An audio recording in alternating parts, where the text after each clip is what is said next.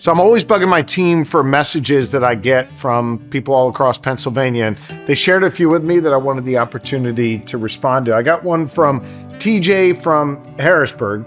He writes, the minimum wage of the state is still $7.25 an hour, where it has stayed for the past 16 years. And I feel like that needs to change. I agree with you, TJ. He wrote, with the upcoming tariffs, these wages will become much worse due to the increase in the price of things. Changing these wages is not just about putting money in more Pennsylvanians' pockets now, it's about survival. Hey, TJ, I agree with you. That's why I have called for raising the minimum wage to $15 an hour. The good news is the House of Representatives passed that bill multiple times and sent it over to the Senate. Unfortunately, the Senate hasn't acted yet. We need them to act now to raise the minimum wage. It's crazy that we've been stuck at $7.25 an hour for the last 16 years. And TJ, I'm with you. I'm working hard to raise the wage here in Pennsylvania. All right, so the second message I got was Nicole from Pittsburgh. A Yinzer wrote me, and she said, it was pretty short, please consider adding additional funding for PRT in Pittsburgh.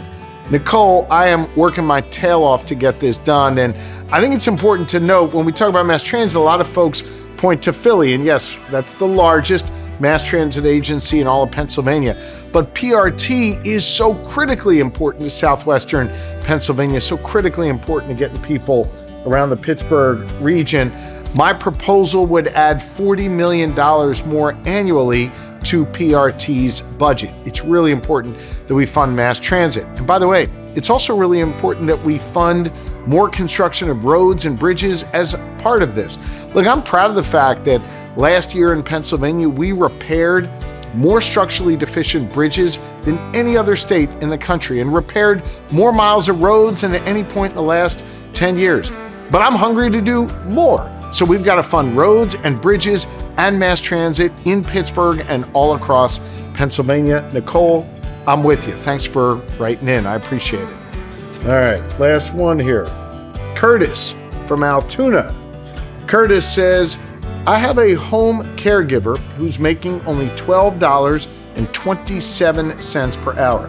She has over 10 to 15 years of experience, and I really think, Mr. Governor, they deserve over $15 an hour. She does so much and gets so little in return for her paycheck. I will do whatever it takes if I have to pay out of pocket to come to the governor's house in Harrisburg and sit down and talk to you face to face. I'll do whatever it takes, Josh. Well, look, I would love to see you, but you don't have to come here and lobby me. I agree with you.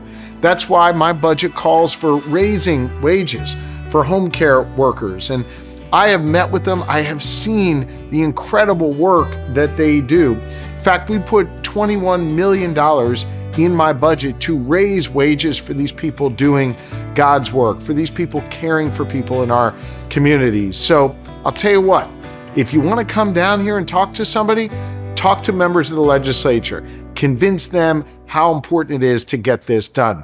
Thanks for writing in and keep the messages coming along.